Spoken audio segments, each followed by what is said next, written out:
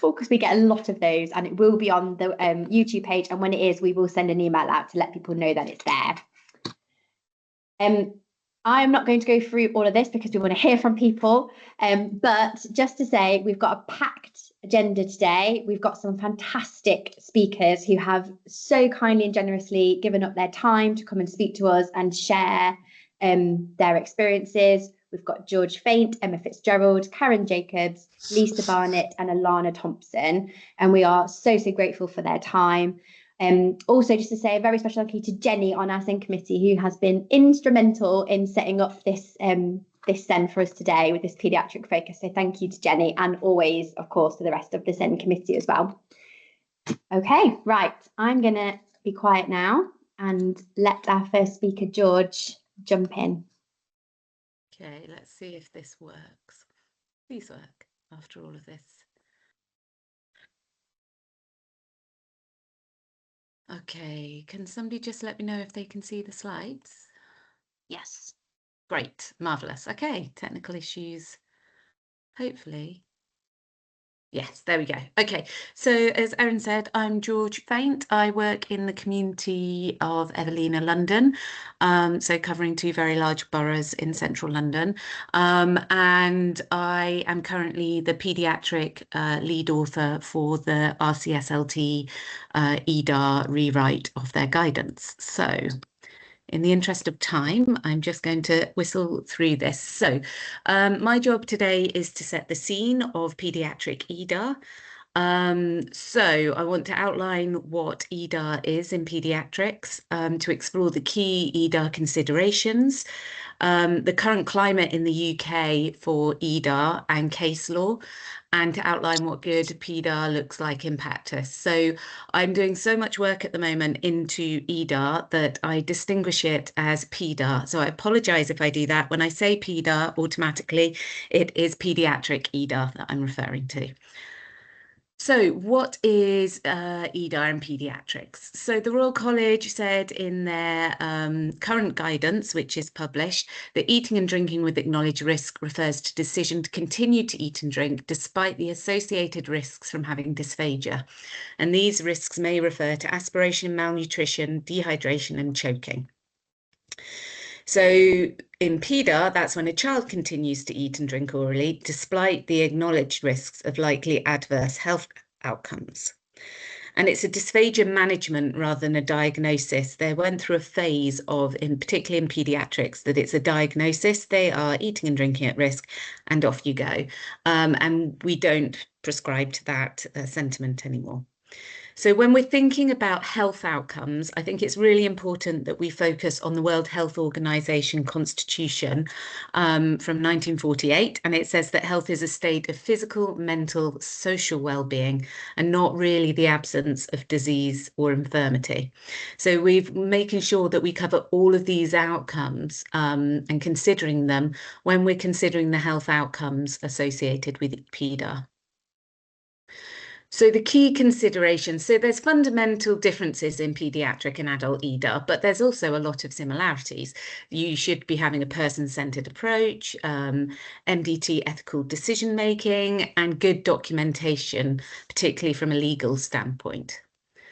But the differences are that children continue to develop physically, emotionally, cognitively, and that means that their medical and social needs are very complex, and very frequently it's not a deteriorating swallow picture. It can be an improving swallow picture, but just to complicate it, sometimes it is deteriorating. So the key questions we need to consider when setting this scene and the considerations are, who has capacity and competence for medical decision-making within EDAR? How do we determine the levels of risk of harm? The age-old question. Where do parental responsibilities and safeguarding fit into it? And which children are suitable for PEDAR? If we could answer that, then life would be very easy and simple. I'll attempt to answer it at the end. So when we're considering capacity, and I'm covering this particularly for the paediatric therapist because we don't do a lot of capacity, the adult therapist will probably be very au fait with it. So the law around giving consent, in general, a child is under 18 years old.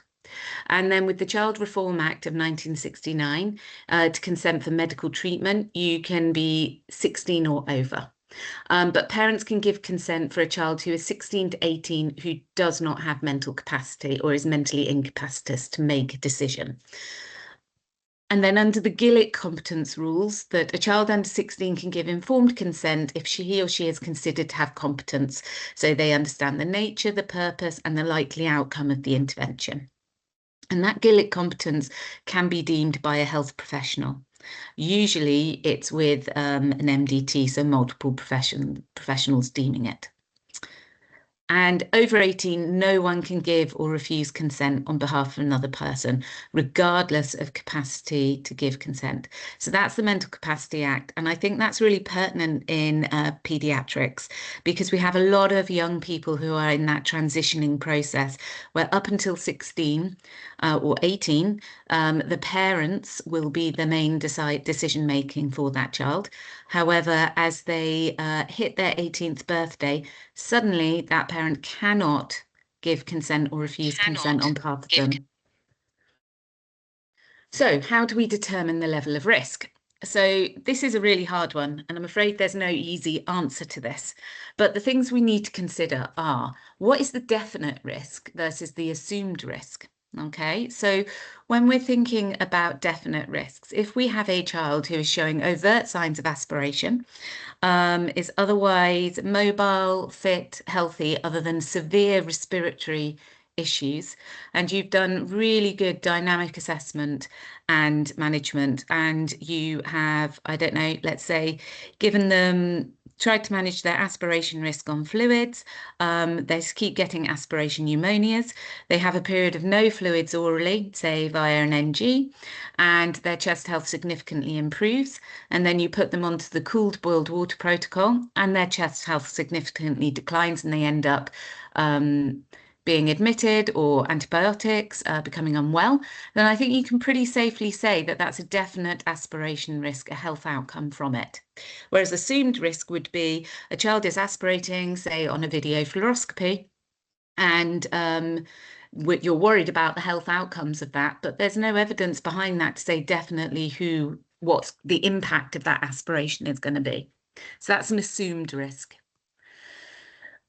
And risk of aspiration can be clinically determined through clinical assessment, and it can include instrumental assessment, but more and more I'm getting asked the question of you must have a video fluoroscopy or a FEES to determine the aspiration risk. And I think it's really important to remember that video fluoroscopy and FEES are snapshots of the swallow function, and they are isolated and a depiction of the swallow sentiment at that time in that setting with those things. So although it's exceptionally helpful, it's not always appropriate for children to have them, and it's not always accessible. So if we're thinking about our ARFID or autistic children who wouldn't tolerate the study, or we're thinking of those kids that keep having video fluoroscopies or high radiation procedures, then they might not be suitable to keep having them. So what is the clinical consensus of, if you're aspirating, the likelihood of developing respiratory issues, the chest infections, the aspiration pneumonias, and ultimately there is very little evidence out there. It's being questioned in the adult field, particularly what aspiration is and the causes of it, and the triad cause of aspiration pneumonias. However, that doesn't actually transfer across to the paediatrics. Can people turn their mics off, please? No, so Thank you. So I'm getting feedback. Sent them to the email address. Because... Sorry, can people turn their mics off, please? I keep getting feedback. Thank you. Okay, so if we look at the evidence base that is out there, really, ultimately, there is... Sorry, can people, I'm going to ask again, turn their microphones off. I'm getting really distracted. George. Thank you. Sorry, it's really distracting. I'll try and get back into the flow of it.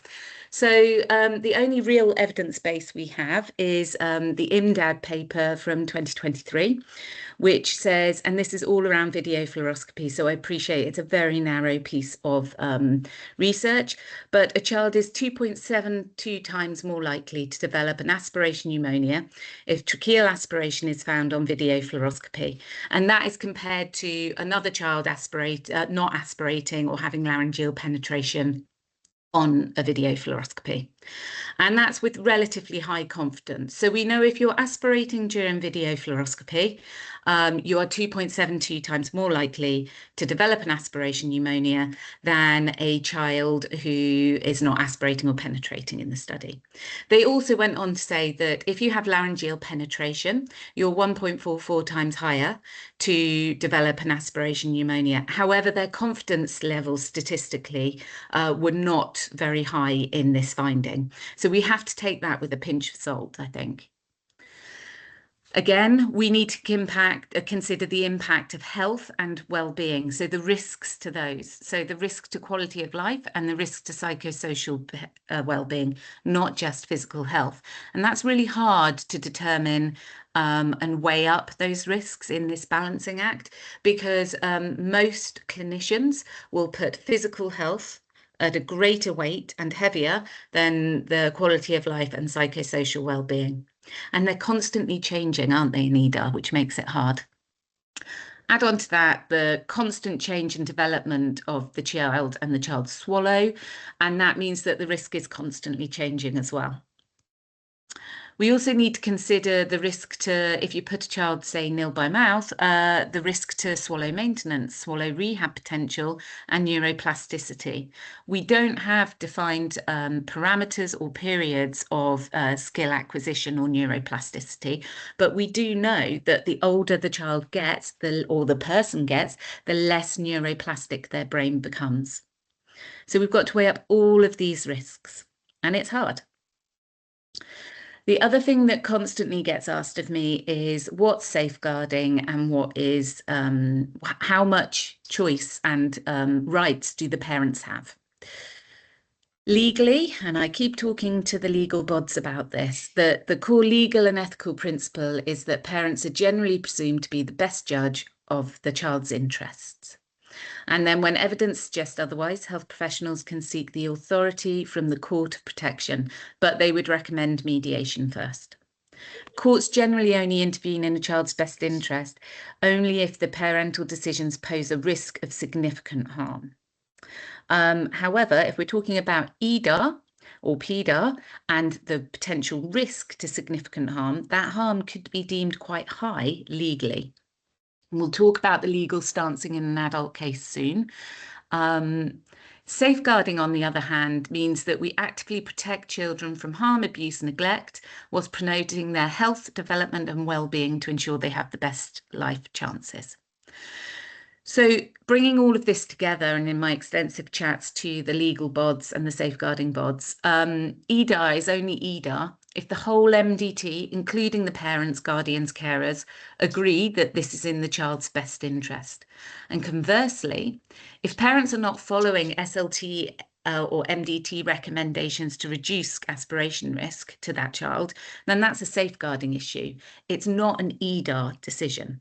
It only becomes an EDAR decision if the whole MDT are in agreement that the parents are taking calculated risks which are in the child's best interest. Okay? If I get an email literally weekly coming into me saying this parent's EDARing their child, but the team disagree, what do I do about it? And I just reply saying that's not EDAR. That is safeguarding. And then you have to follow through with the safeguarding parameters. And that doesn't mean, you know, going straight for a MASH referral. That means the education, the mediation, giving the clear instructions, the written instructions. And then when it's proving that they're aware they're potentially harming their child against medical advice, then it becomes safeguarding and social care gets involved. So let's just step away from the major considerations and think about what's happening or what's happened in EDAR over the past 6 years and moving forward. So back in 2021, the Royal College did their or published their guidance on risk feeding MDT shared decision making. However, this was for adults only. And they did this lovely flowchart, which is the early processes of clinical decision making with respects to EDAR. And they also did all the factors in the decision making process. Now, this was just with adults, and actually, if you're asking me, it's quite acute heavy. However, it's got some really, really good stuff. You know, we don't go far from, you know, facilitated communication with the MDT, establishing clear goals of intervention, assessing capacity, robust swallow assessment. Back then it was called risk feeding, and then they decided during this guidance to term it EDAR, eating and drinking with acknowledged risk. So back in 2020, I did a UK-wide questionnaire, and it was only published to 2023 because I went away and had a baby. So I did a questionnaire of paediatric dysphagia speech therapists and 96 responses from UK-wide. And it was canvassing, it's called risk feeding here because EDAR hadn't come out at the time as the preferred terminology, about how they feel in their current practice in risk feeding, so EDAR. 26% of therapists felt under or not confident in managing risk feeding. 75% of therapists said they had less than 10% of their current caseload EDARing or risk feeding. And 77% of speech therapists found it difficult to determine if a child was suitable for EDAR. And then, not unsurprisingly, that confidence levels in risk feeding directly related to experience in paediatric dysphagia and the increasing percentage of risk feeders on their caseload. So the more you did it and the more experience you had, the less, the more confident, you felt in doing it. And the key themes that kept being reported throughout this whole questionnaire in the open text box were the feelings of professional isolation in managing the risk and professional isolation in parental compliance. So although this was data from 6 years ago, published 3 years ago, I think it's not that different to how probably we're feeling at the moment. Then came along in July 2023, the JJ case. Now, I'm sure adult therapists and some paediatric therapists will be very, very au fait with this case. However, I've just summarised it here because quite a few paediatric therapists just know there was a big EDAR court case. So, JJ was an adult with capacity. He's quadriplegic, bedbound and fed by others with no teeth. And he's in a secure justice setting. And he was deemed high risk of choking and aspiration due to his positioning. He was fed in supine position and severe physical impairment. A speech therapist went into the secure setting and assessed and recommended IDSI 6 due to the high risk of choking. But JJ wanted his IDSI 7 high-risk food. He was a fan of boiled, or is a fan of boiled sweets, biscuits and crisps. So the conflict really arose from JJ wanted to, he says, I understand the risks and I choose to eat what I want. And Spectrum, who were the healthcare the company providing the healthcare in the prison, said, argued that feeding was unsafe, with unsafe texture was expose him to high risk of choking to death, and staff could face legal and professional consequences. So really, we've got two sides of the argument. From the person, from the JJ perspective, he's saying he has capacities, he values his autonomy, his dignity and his quality of life, and he's accepting the risks, he understands them. But from the clinical perspective, they've got duty of care, the risk of choking and death, and the clinician must provide safe care. So it went to court, and then it went to, with the legal question, can a patient with capacity require clinicians and carers to provide unsafe oral intake? And it went all the way up to the Court of Appeal, and they basically ruled with the healthcare, so Spectrum. So you cannot be deemed to have to provide somebody with unsafe intake. So it said there was no obligation to provide unsafe treatment. Clinicians cannot be compelled to deliver care that is not clinically indicated, and they ruled that food, the provision of food, is treatment or care for the purposes of medical treatment decisions when you're unable to feed themselves. So it's put a very clear line in the sand that you can probably take these risks if you feed yourself. However, if somebody physically needs to feed you, that is then deemed medical treatment. So there's a limit to autonomy, the judges ruled. So patients can choose between offered options and they can refuse treatment, so refuse to eat, but they cannot demand new or unsafe options. And they said that restricting diet was lawful due to the risk of choking and aspiration and duty of care the duty to provide safe care. So JJ said, well, this is my human right to have autonomy, which is Article 8 of the Human Rights. And the judge ruled that his autonomy was restricted, yes, but this was proportionate and justified to protect the health and staff responsibilities. So this is a very, very big case because it's the main one that has gone with EDAR all the way up to the Court of Appeal. So then after that, if we're thinking what comes out in the sort of legislation and the publications, is Heidi Langarudi with myself and Christina Smith in 2024 did a Delphi study, and we canvassed speech and language therapists to get consensus on what should be the core components of a care bundle to guide the management of children through EDAR. I won't bore you with the whole lot, but there were 9 core statements or components that everybody agreed on should be a fundamental part of a care bundle for managing PEDAR. So documentations, an area to document your actions to minimise the risk of EDAR, prompt questions to ensure that the paediatric and the caregiver's views have been considered, a written form to enable EDAR recommendations to be communicated to the child and the caregiver, capacity assessment prompts, a section to write your SLT eating and drinking recommendations and shared with the MDT, documentation of agreed review date for recommendations, a summary of the EDAR decision so that it can easily be communicated to the wider MDT, document caregiver viewpoints and prompt questions for safeguarding. And then we come to the current time, the present day, and at the moment, the RSCLT, as I said, are updating their EDAR guidance.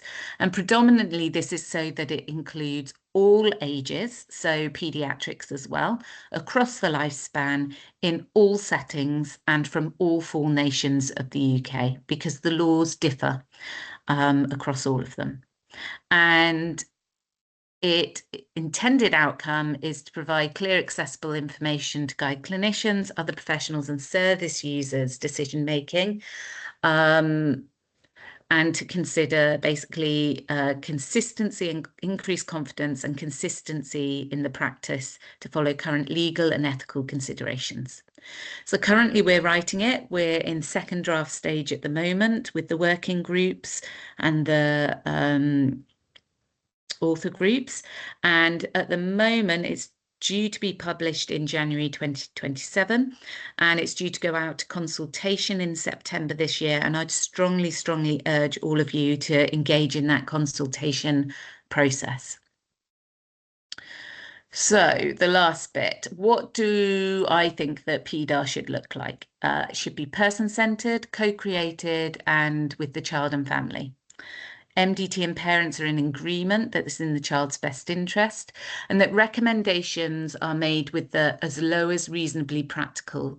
So that's ALARP principle. So weighing up aspiration choking risk against overall well-being and quality of life. There should be parameters for review and clear, robust review process in place. And it can be with or without instrumental assessment, and it can be with or without enteral feeding. And the key questions in PEDAR process you should be asking are, what are we trying to achieve with EDAR for this child? And what are the definite risks and how can these be reduced whilst maintaining quality of life for that child? And what are the contributing factors for this individual child? what it doesn't look like. So what PEDAR shouldn't be. A child shouldn't be deemed EDAR and then discharge them from the service with no follow-up. Parents not following MDT advice and therefore deemed EDAR. That's covering up a whole multitude of issues there. And no child has to have ceilings of care, so like a DNAR, CPR documentation in situ to be on an EDAR management plan. I'm not going to go hugely into this because I'm aware of time, but this is what I firmly believe that good EDAR practice in paediatrics should look like. The key things to draw yourself to are at the very top, dynamic swallow assessment and robust management to identify associated risks. So this is all part of your management process of dysphagia. So EDAR isn't a thing, it's a complex dysphagia management, okay? And as part of that management and as part of skilled clinicians, you should use your whole dysphagia management toolbox to address the needs, not just thickener, safe, unsafe, tube, okay? There's so much more we can do within our sort of dysphagia management toolbox than those three things. Important to establish your child's wishes and their competence and capacity, the parents' wishes and concerns, thinking about overall risk, definite risk and potential impact, ensuring it's ALARP, MDT meeting to establish overall medical picture and the MDT view, and then achieve a consensus, document it with review parameters, and then you keep going around this cycle. So which children are suitable for EDAR? Like I said, I'll try and answer it. It's any child who has complex dysphagia where the risks to health, overall health, cannot be eliminated through dysphagia management, and the child and family and MDT agree that a co-created PEDAR plan will enhance the child's overall well-being and quality of life. So that is my whistle-stop tour of setting the scene. 20 minutes is far too small, really, to cover that. But if there's any quick questions, feel free to ask them. Thank you so much, George. That was a whistle stop, as you say, but really, really useful. And you managed to cover an enormous breadth, you know, with real clarity. So thank you so much. There aren't any questions at the moment that have come up in the chat.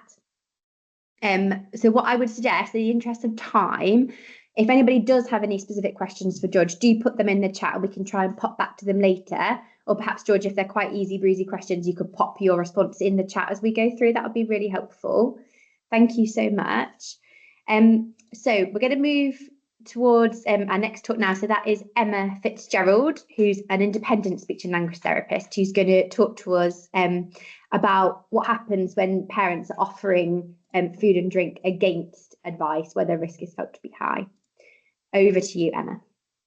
Thank you, Erin, and thank you very much, George, as well. Really, really interesting.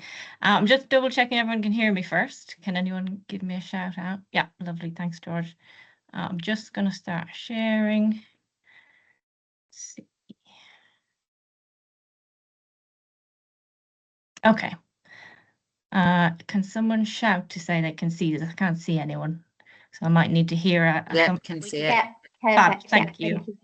Brilliant. So following on from that, actually, I think George made a really good point in terms of when parents or caregivers give food at risk outside of health professional advice, that's not EDAR, that's safeguarding. So that's a bit a spoiler alert. And that's what I'm actually going to talk about today. So for a bit of context, my name's Emma Fitzgerald.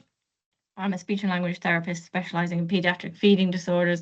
Up until the end of January, I was working in the NHS as clinical lead for paediatric feeding disorders at Derbyshire Healthcare Services.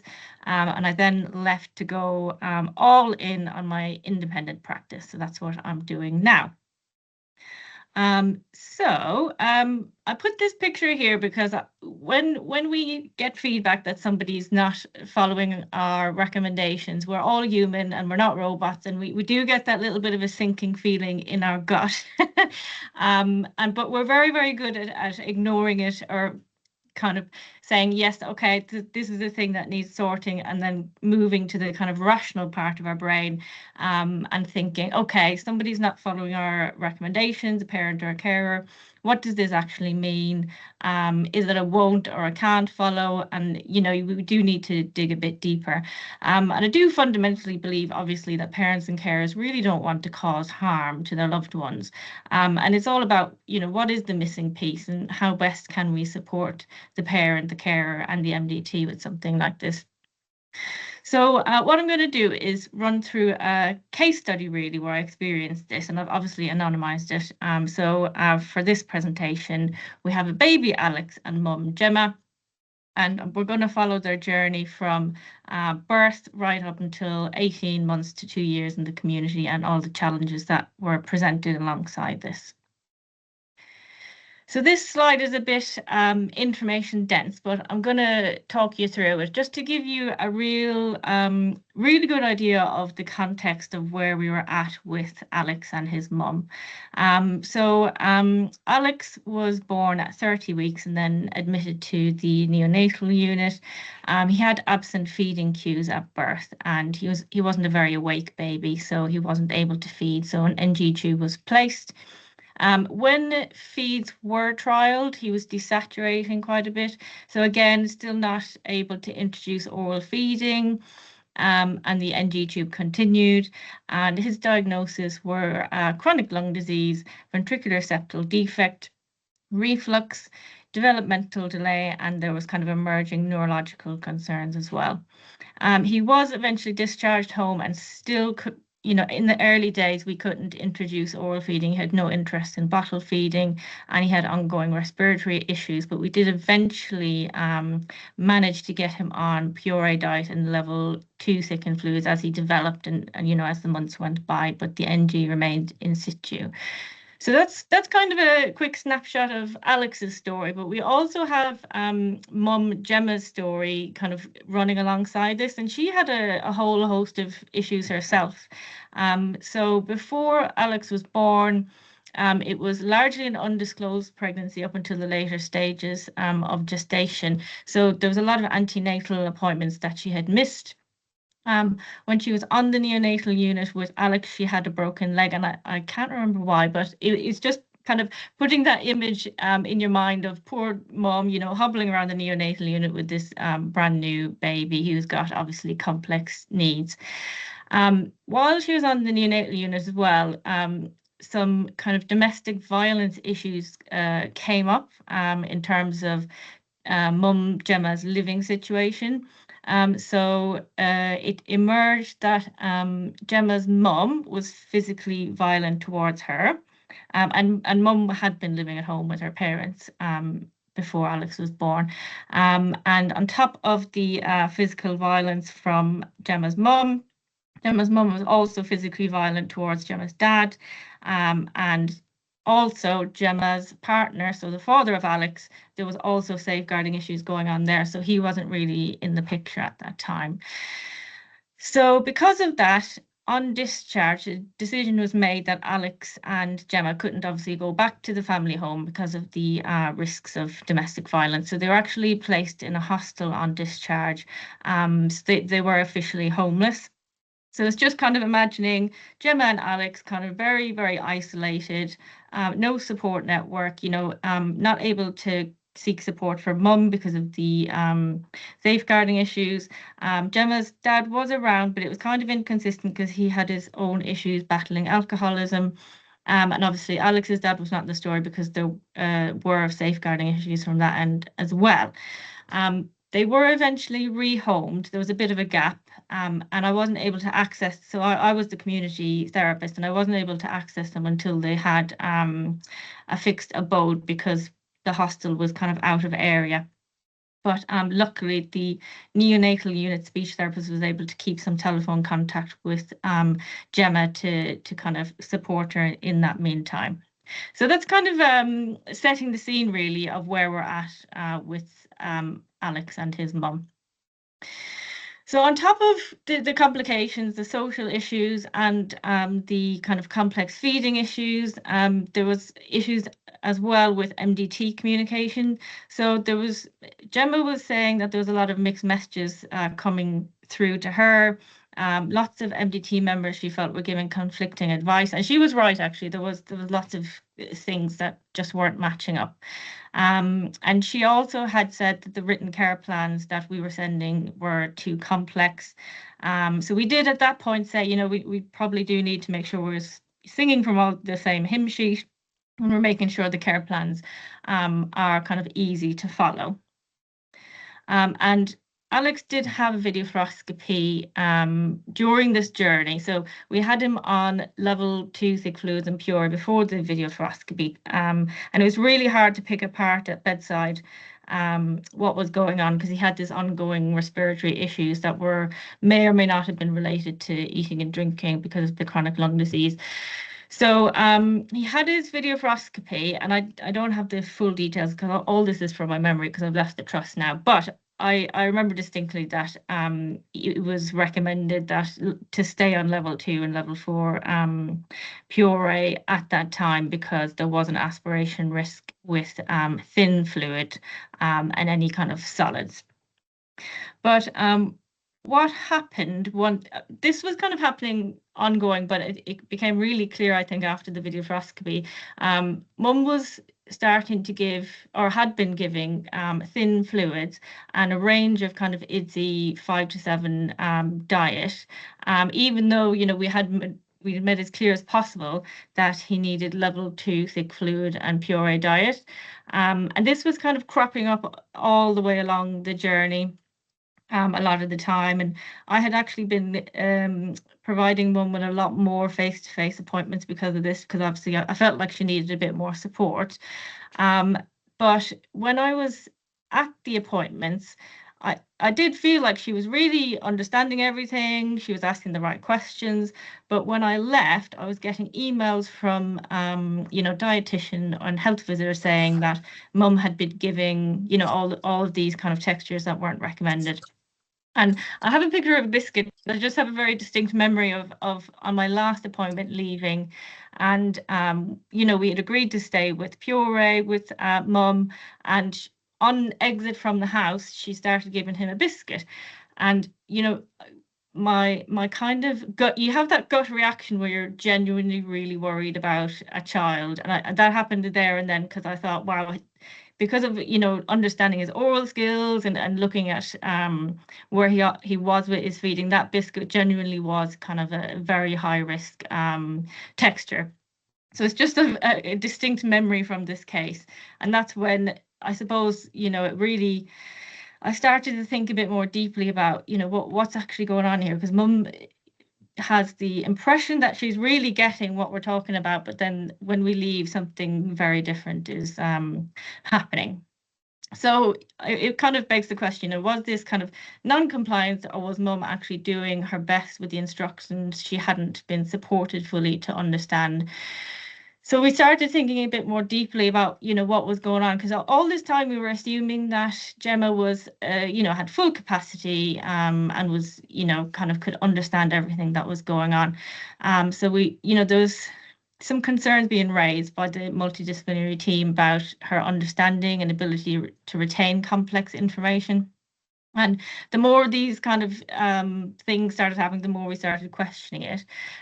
She was really, really engaged and keen to attend all the appointments. She was very much presented as a mum who was doing her best with the circumstances she had.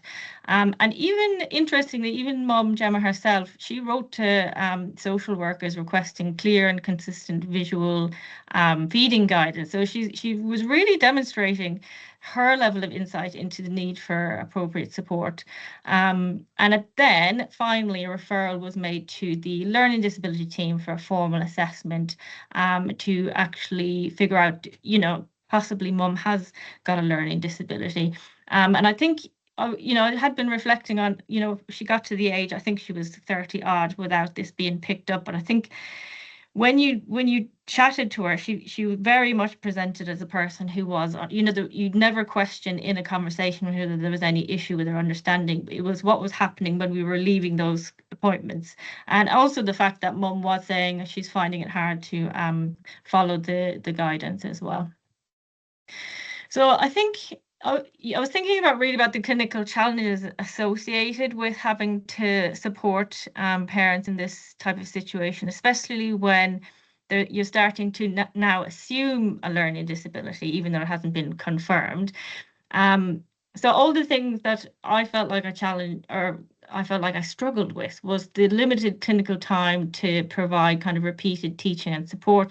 So this is in the context of me, I was actually leaving the trust and I was wrapping up all of my cases. We didn't actually have anyone to replace me. So I knew that when I left this team, there wasn't going to be a named speech therapist in place. So that was an added challenge in itself. There was limited time as well to make resources to support her understanding, and limited clinical time to respond to all the queries really that were coming my way. So I was getting a lot of emails from everyone about, you know, this scenario that we needed to sort. So obviously now I have time to go back and reflect on the situation. And I did go back to the good practice guidance on working with parents with a learning disability. And I will admit this was something I actually wasn't even, you know, aware of at the time, which if I had time to sit down and research, I could have, I suppose, looked at this and thought, what do I need to do? And one of the quotes that really jumped out at me from this was, failure to build in from the outset the extra time that a parent with a learning disability needs in order to learn and understand puts that parent at significant disadvantage compared to parents without a learning disability. And it's, you know, it's something in my mind that, like, you know, that failure to build in that time is something that just really jumped out for me, which, you know, it just was really, really tricky. And I kind of compared what actually happened in my scenario compared to what should have happened with the guidance. So I won't kind of go through it in detail, but, you know, we made some attempt to kind of simplify, you know, plans and care plans and give time, but I really don't think it was enough. And you know, you need a coordinated MDT with clear pathways, and I felt like we didn't kind of coordinate as best as we could. And also sometimes Mum was given, again, conflicting information and some kind of inappropriate suggestions in terms of accessing universal advice for Alex, who was actually a very complex baby, so it wouldn't have really applied to him. And no formal learning disability assessment happened in the early stages. And, you know, if we had put that in place sooner, if we had flagged it sooner, perhaps we could have, you know, supported her a bit better in terms of the, you know, have her giving the kind of wrong recommendations, which is, you know, now that we can see is no fault of her own, really. And another big thing that jumped out at me is, according to the guidance, when you start to suspect someone who, a parent who has a learning disability, in the context as well of complex kind of social and safeguarding issues, an advocate should be assigned immediately, and that's something we didn't do either. So just reflecting on it really is, you know, a big thing, you know, when parents or carers aren't implementing advice that we recommend, you know, we always started with trying to identify the reason for not implementing advice. And I think we all do that, don't we? But another thing that really made me think was these types of cases should really be taken into account when we're job planning and caseload distribution, because we're always under pressure from ICBs, commissioners, service leads in terms of, can we take more children on our caseload? Why can't, you know, and you know, as service lead, I was being asked why.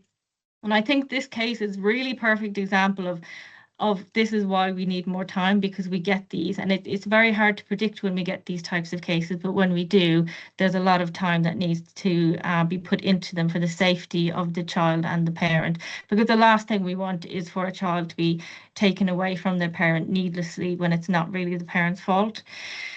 And another thing is, yeah, we assumed Gemma's capacity for quite a long time, and I feel like we possibly could have picked up on that a bit earlier. Yeah, and I already kind of covered the advocacy point, but yeah, I mean, the system constraints are real and the time issues are real. But when we don't have time to do something, I think documenting that fact is always good practice, because it protects us and the family as well. So yes, that was a quick one. Hopefully I've caught up on time.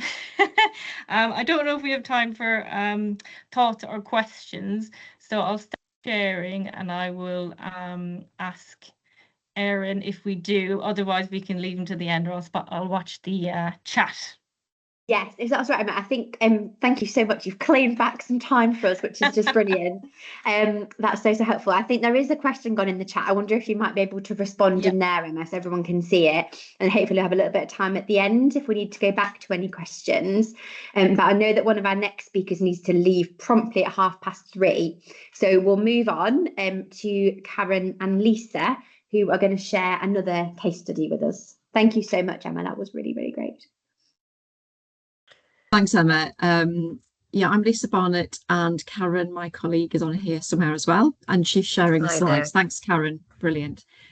We are both dysphagia specialists working in Leicester, and Rutland, and we thought we would share a case study today that we presented to our own team fairly recently. So this is the presentation that we presented to our team. So there's a few bits that are relevant to kind of us as a team also, and it really hopefully shows EDAR in practice.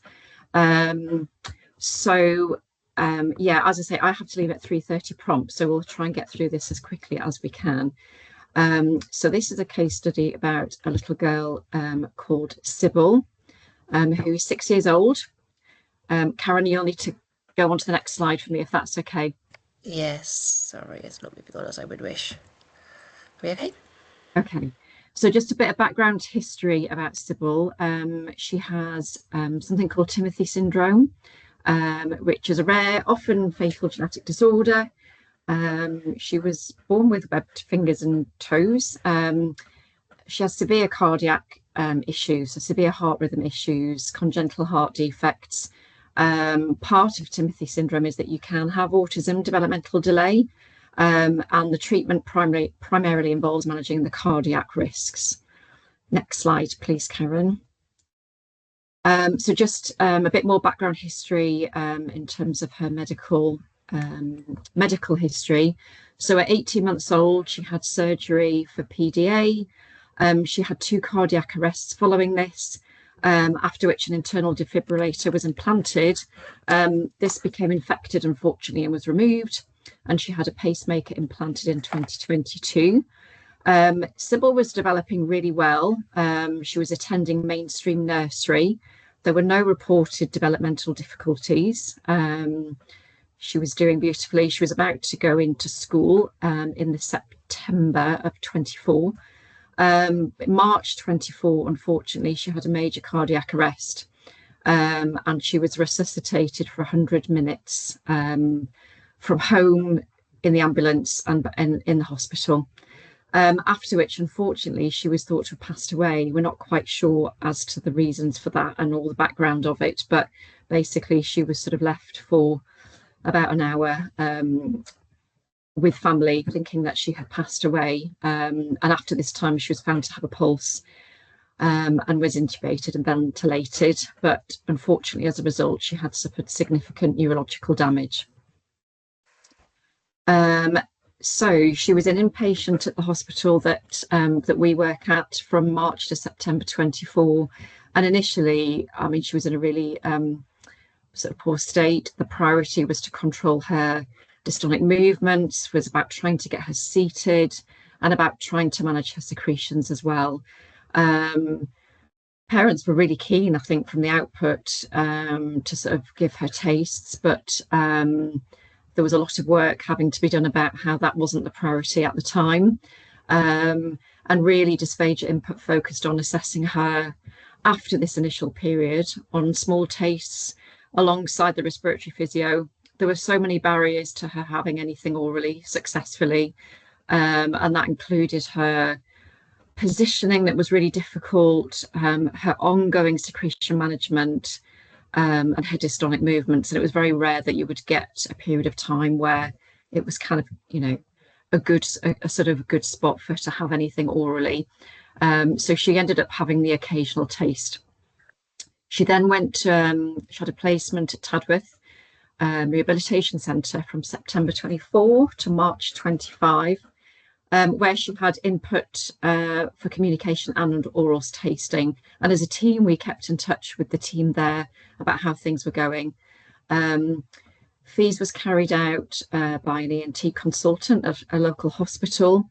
And actually, they found that she was silently aspirating on most things, and determined that she should be non-oral whilst remaining at Tadworth. Just on that, I think it was a day. So the team at Tadworth said that she should only be given oral tastes if she was positioned really well, if her secretions were being managed really well, and if her dystonic movements were being controlled. That particular day, I don't think any of those things were in place, unfortunately, and the FEES went ahead. And I think it was quite an upsetting procedure for, you know, for all involved. There was a lot of people in the room. Dad was really upset. I think the SALT at Tadworth felt that she wouldn't have given a taste as on that day anyway. So actually, it was a really kind of unfair assessment. But based on that assessment, it was said that she couldn't have anything orally whilst remaining at Tadworth. Okay, next slide, please, Karen. So she returned home in March 25 when I started working with her at home. She'd started a special school placement soon after as well. On discharge from Tadworth, it was said that actually it was felt that with further clinical assessment, it could be that we could restart tastes with her. So we did assessment discussions with a respiratory physio, and it was agreed because of her improving picture, much improved cough, much improved positioning, dystonic movements, everything really, that she could have up to 2 to 3 small tastes of puree under specific conditions. As I say, the cough was reported to be much stronger, and she was having really positive reactions to tastes, and parents were very keen to pursue this as well. We've had respiratory physio keeping a close eye on her chest. We had discussion about doing further video fluoroscopy. We don't do FEES in our area. At the time, the service was suspended for various reasons that I won't go into, but we couldn't do that for a little while. So I guess just talking about her presentation, so she's fully dependent on carers. She's prone to frequent chest infections, both as a result of viruses and bacterial. She's had recent surgery for tightened tendons and also had a tibia fracture and dislocated hip, both thought to be a result of dystonia. There's many barriers to Sybil being able to communicate effectively, but it's felt that she understands a lot more than she's able to express. She consistently raises a hand as a yes response or requesting, and she gives the most positive responses when she's having oral tastes, and she'll smile and request more by raising her hand. And I do remember one time going to see her, and she'd had some, I think it was mango puree. She'd had 2 tastes, which we'd said was enough. And she was looking at her mum really intentionally, and mum said, if you want any more, we're going to have to ask Lisa. At which point she turned and looked at me directly and raised her hand immediately. So she does seem to have a real desire to orally feed. Parents are also really keen for her to orally feed because they feel that the quality of life that gives her and the you know, what it gives her is actually really important. Next slide, please, Karen. So she had a VF in October 25, and I think, Karen, you might yes. Yeah. So we were finally able to bring her in for video fluoroscopy when this service was reinstated, and she was relatively well on the day. And I'm just going to show you a few snippets from that just to give you a sense of what that was like. So just bear with me while I... Thank you. So I haven't been able to remove the patient identifier